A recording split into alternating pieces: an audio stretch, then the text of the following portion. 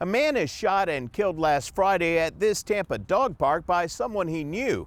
But now, friends of the man who died tell the I-Team they have plenty of unanswered questions. This is part of my video diary that I'm sending to you because the police told me to do this with Dak, which I'm trying not to call the police. Grainy video from Walt Lay's older model cell phone documented threats he said he received from another visitor to West Dog Park. Walt's friends say he had been threatened for months by another dog owner, Gerald Declan Radford, who goes by the nickname Dak. It's just been escalating and escalating over nothing. There was a bit of an incident between Dak and myself this morning. I'll tell you all about it next time I see you. He called me on the phone and then he texted me and he said, "Sue, I'm really scared." He said, "Dak is just out of control." Sue Jones reads Walt's last text message to her. "He's crazy. He doesn't have anywhere else to go. I'll keep you posted." Hours before his death, Walt sent a foreboding video to another friend. And we're the only two here, and he comes up to me and screams at me, "You're gonna die. You're gonna die." Radford shot and killed Walt in the park early the next morning. I pulled up and there were 10 police cars here. Art Darlington got a text from Dak. It showed cuts and bruises on his face and said, "Walt attacked me at the park, and I had to defend myself." We caught up with Radford walking his dog Whiskey. One of his acquaintances sent us a text that you had sent him saying that Walt attacked me at the park. Did he attack you? He didn't respond. Walt's friends don't believe Dak's account and described how he would shout anti-gay slurs at Walt. He made it a point to say he was carrying a gun, and you could see the bulge, and he also said that he hates gay people, just for unprompted, right? Did you hear him yelling at Walt? Yes. What did he say? Here comes the And he said this in front of the whole group of in folks front of here. the whole group. Yep. Whenever Walt would get here, Dak would say, "Here comes that guy." Some of the other people in the park are accusing you of being upset at Walt because he was gay. Is there any truth to that at all? A review of Radford's Facebook account shows he had frequently been restricted after violating the platform's community standards. The account shows numerous anti-LGBT posts and posts of his dogs. The Hillsborough County Sheriff's Office sent out a short press release 4 days after the shooting, saying there are no impending charges and there is no danger to the public. They said, Yeah. There's no danger to the public. Do you believe that? Not at all. As a matter of fact, quite the opposite's true. Paul Gumpert, another dog park regular and a former U.S. Attorney's Office employee, emailed the detective handling the case, asking him to open a risk protection order investigation. I want his guns taken away. I want them taken away ASAP. This just can't be swept under the rug and let him go. You know, what's he going to do next? Have the police tried to talk to you yet, Sue? No, not at all. Radford told us he can't talk about the case. I'm nowhere near over this. Right. I'm nowhere near ready. Okay, I'm going to give you a card, and when you feel like you can talk about it. I'm I-Team investigator Adam Walser with photojournalist Matt McGlashan, taking action for you. With no known witnesses or video, law enforcement must now decide if the shooting was a crime.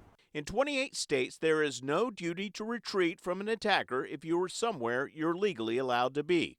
10 states refer to the law as Stand Your Ground, including Florida, where it was first adopted in 2005. Former Hillsborough County State Attorney Andrew Warren wouldn't talk about the dog park case, but said without other witnesses or video, it's difficult to refute self-defense claims. In these types of self-defense, stand your ground cases, the legal question, the decision whether to charge, can be really complicated even if you know all the facts. As State Attorney, Warren posted deadly force case reviews on his office's website.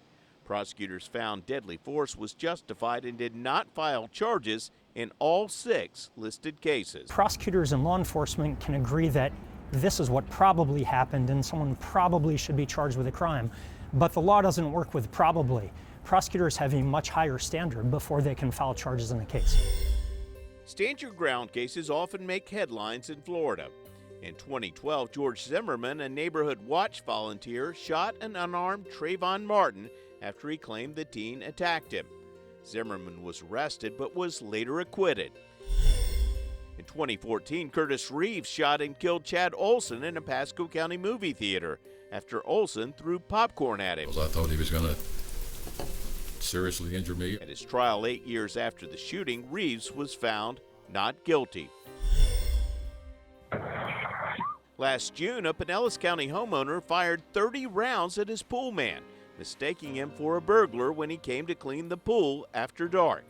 None of the shots hit the pool man, and the homeowner was cleared. And in this case, it's probably one of those things that I would call lawful but awful. I mean, it's lawful, but it's just an awful set of circumstances. The only recent conviction in a use of deadly force case in the Tampa Bay area, Michael Draka. The defendant is guilty of manslaughter as charged. Draka shot and killed Marquise McLaughlin in 2018 during an argument over a handicapped parking space. Draka told investigators he felt threatened after McLaughlin pushed him to the ground. Draka was sentenced to 20 years. As for the dog park shooting, facts and circumstances just don't fit the story. Cooley Law School professor Jeff Swart says detectives could build a strong case based on circumstantial evidence. This would be planning, motive, intent, all can come in from what he says to other people. Is this a stand your ground case? Not from what I see. And even if it's true, let's just assume for the moment that the victim did punch him. That doesn't justify shooting him. He has an aggressive dog. Sick the dog on him. I'm allowed to stand where I am and protect myself. Defense attorney Jennifer Strofe agrees. Someone punching me in the face, that doesn't give me a right to pull a gun. She says as a defense lawyer, she would not want a jury to see Walt's video. I would, of course, be trying to keep that video out. And she believes the text message could be used against Radford. From a state side, they might say, hey, this is a person trying to, create a self-defense when it wasn't there. All of that adds up to a case which, under the right jury, you can get a conviction. We are going to continue to put pressure until justice is served. Walt's friends recently held a vigil and have started a Facebook group called Justice for Walt. But those we talked to say they still hadn't been interviewed by detectives. More than a month after a fatal shooting at a Tampa dog park, authorities charged the suspect with second-degree murder in a case in which he's claiming self-defense. Now we're hearing for the first time from a friend of the victim who received a troubling video the day before he died. It's a beloved dog park here. Yep, my two rambunctious dogs. Kim Wolfley says West Dog Park is filled with bittersweet memories. It's where she spent time with her friend Walt Lay, but it's also where he was shot to death last month by Gerald Declan Radford, who goes by Deck. What was your feeling when you heard that Deck had been arrested? Relief, like utter relief that finally justice is being served. Wolfley says Deck taunted Walt for months. Called him all kinds of gay slurs. I mean, he called him a to my face. Deck claimed self-defense, sending a text saying, Walt attacked me. I thought the self-defense was a bunch of bull to begin with because Walt was not that type of person that would just go up to somebody and attack them for no reason. Investigators had little to go on since there was no video or direct eyewitness. But shortly after Walt died, Kim realized he sent her a clue the day before. Well, I didn't watch it at first because he would do sometimes just regular video messages, so I didn't think anything of it. On that video is the victim basically taking a selfie video of himself, indicating that you're going to die, and he's making reference to the shooter. Wearing a jail uniform, a stooped-over, shackled Gerald Declan Radford shuffled into a video hearing room, hoping a judge would grant him bond.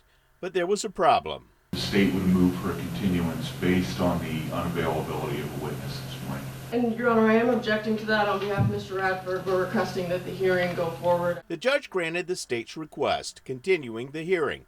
But the I-Team obtained a new document filed by prosecutors before the hearing was canceled, providing more insight into the case. The document said Radford, who has a medical marijuana card, admitted he consumed one hit of weed prior to the incident. He also referred to an encounter with the I-Team days after the shooting, telling detectives, quote, he was recently approached by news media who informed him that someone at the dog park stated that the defendant hated the victim because the victim was gay. Here's that exchange. Some of the other people in the park are accusing you of being upset at Walt because he was gay. Is there any truth to that at all? Multiple witnesses reported hearing Radford use anti-gay slurs. Did you hear him yelling at Walt? Yes.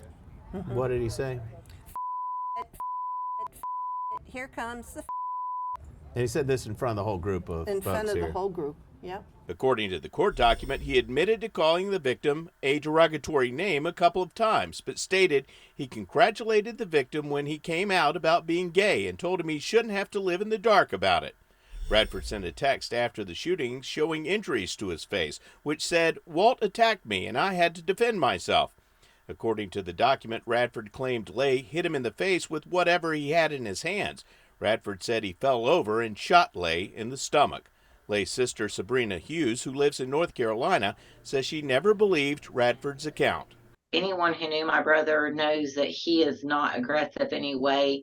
Growing up, I had to fight for him. She says her family was relieved Radford was arrested, but it doesn't bring her brother back. It's heartbreaking to us to know that that was how his life ended and that he was alone in those last few moments without family or friends.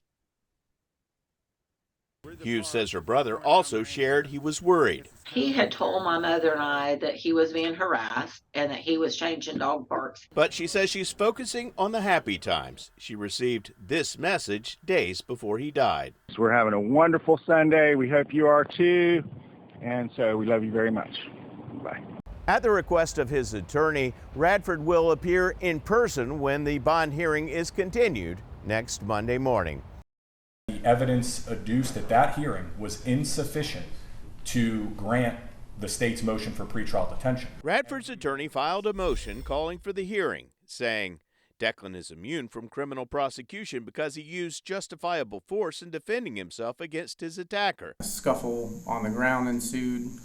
Ultimately, during that scuffle, he was able to retrieve his firearm and shoot the decedent one time. At the March bond hearing, the only witness to testify was the lead detective. The only substantive evidence before the court on March 18th was Mr. Radford's statements. Everything beyond that was hearsay. Prosecutors said the investigators shared inconsistencies in Radford's statements and discussed a video Lay sent to his friend Kim Wolfley the day before he was killed. We're the only two here, and he comes up to me and screams at me, "You're gonna die. You're gonna die." When confronted with the video of the victim the day before he was killed, saying he had been threatened that he was going to die by that man, the next day being dead, when confronted with that video, the defendant miraculously started having memory return to him. If he gets out on bond, I'm afraid for my safety. Wolfley attended Thursday's hearing and is expected to testify at Radford's trial. He did not send that to anybody else. He sent that to me.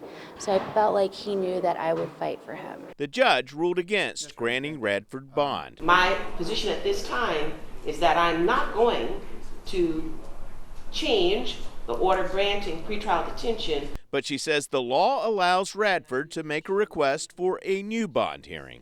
But at least right now, he's still in jail until we get to the other pretrial hearing that they're going to allow. Radford's attorney says he plans to file another motion for reconsideration in the near future.